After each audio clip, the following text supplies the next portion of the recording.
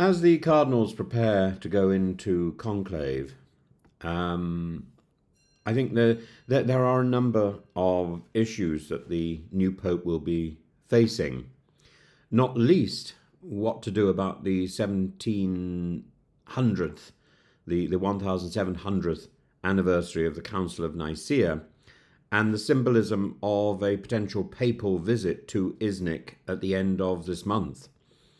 And in the coming days, the Dome of St. Peter will echo to the cries of Habemus Papam as a new Bishop of Rome ascends to the throne of Peter. Applause will erupt, cameras will flash, and a name will be whispered into history.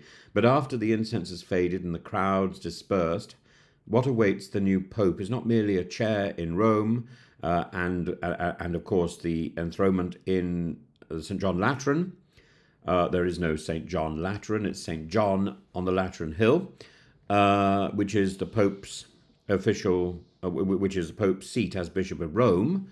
And this is a crucible of global expectation, and the new Pope inherits a church riven by ideological fracture. Traditionalists mourn the reforms of Francis, but those reforms are simply enacting the reforms put forward in the 1960s by Pope Paul VI and Pope John the 23rd, and slowly advanced.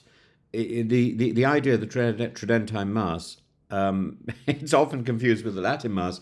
The Latin Mass, Latin is still the official language of the Vatican, so the Latin Mass is certainly possible. The Tridentine Mass is a series of formal rituals which govern the liturgy, and that is what has changed.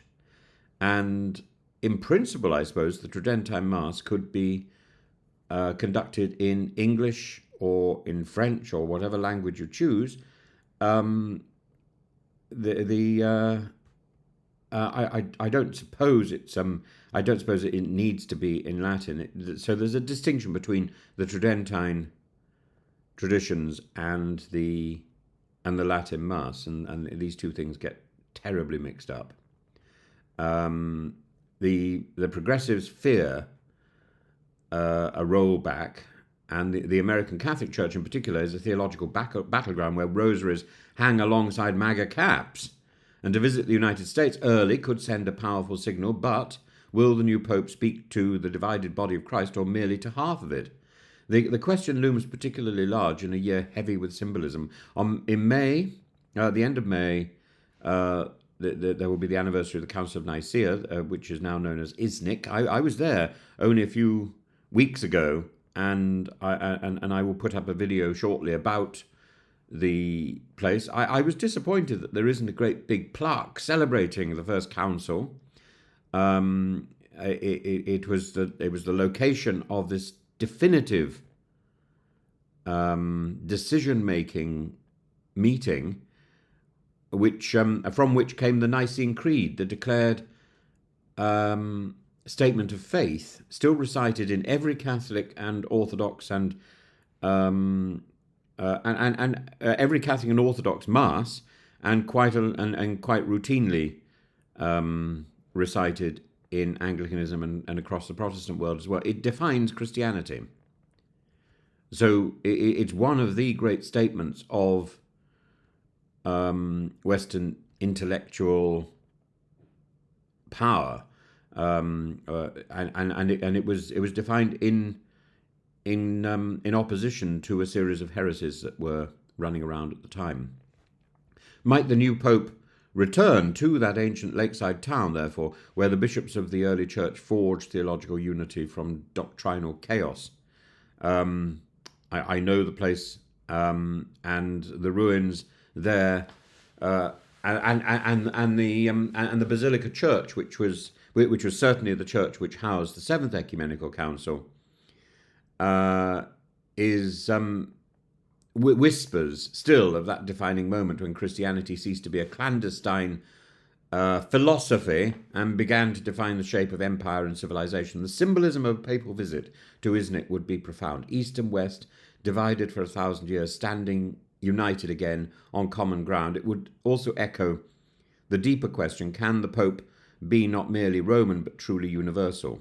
And I think it's always important when you look at the papacy to remember that final moment in a papal funeral when the Eastern Catholic churches come out to perform the rites, the funeral rites, and to cense the coffin, and so in so many ways, calling the Catholic Church the Roman Catholic Church is a misnomer, because there are so many rites within the Catholic Church, so many rites, particularly from the Eastern churches, that the Catholic Church embraces. And this pontiff inherits a combustible world: Ukraine, Gaza, Sudan, and now India and Pakistan. The old Cold War has gone global.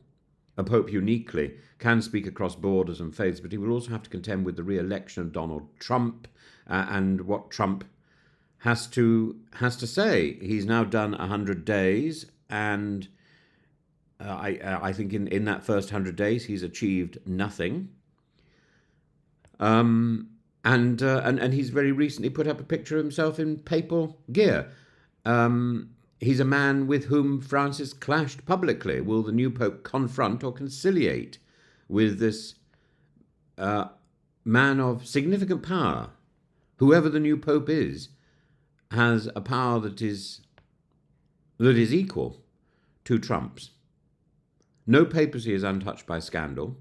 Francis made strides, but this was perceived as reactive rather than proactive, and the next pope must speak not just with moral gravity, but with administrative teeth. And the crisis is global. Africa, North America, Asia, and victims still face silence, stigma, and shunning, and the Survivors Network has already warned that several papabili have troubling histories, and the new pope's first moves will be watched like a hawk. And the Pope's Secretary of State, the current Secretary of State, who is flagged as a possible papal contender, a serious papal contender, who could indeed, as his name is Pietro, he could indeed be the Peter the Roman that the prophecies of Saint Malachi, the former Archbishop of Armagh, announces will be the final pope, and will lead the church through the Great Tribulation in a very long reign as the Vatican is destroyed. But he is also tainted, particularly with financial irregularity. Francis opened doors to women, to lay people, to synodality, but his reforms were often ad hoc and ambiguous, very Jesuit. And now comes the question: will these tentative shifts ossify, reverse, or be institutionalized? Will Sister Natalie Beckhart's synodal leadership be extended? Will the laity continue to be co-authors of reforms or footnotes to reforms? The Vatican is not just a spiritual powerhouse. It's deeply indebted, badly managed. Its bank is tottering, and the income for the Vatican is tottering. It can no longer rely on Peter's pence. The budget deficit remains perilous. The pension fund is in crisis. Becciu's criminal conviction and the broader web of corruption are not merely embarrassing, they are existential. Governance without credibility is theology without grace. And when it comes to same-sex blessings, Francis's legacy is subtler: meetings with trans Catholics, pastoral warmth, but no doctrinal movement. The next pope will face fierce pressure from conservatives to clamp down, from progressives to open up, and the celibacy question too will need to be addressed. At the moment it's unresolved. The Amazon Synod highlighted a crisis of vocations. Will the next pope be the one who breaks the final taboo and opens the priesthood to the married? And through all this time, Isnik looms. Not merely a geographical question, will he go, but as a metaphor: can the Church rediscover the unifying power of the shared creed? The World Council of Churches is commemorating Nicaea as a moment of faith, unity, and mission, 3 words that must underpin any successful pontificate. Indeed, the Nicene Creed is more than dogma. It's a declaration of divine humility, that God would stoop to become flesh. Kenosis.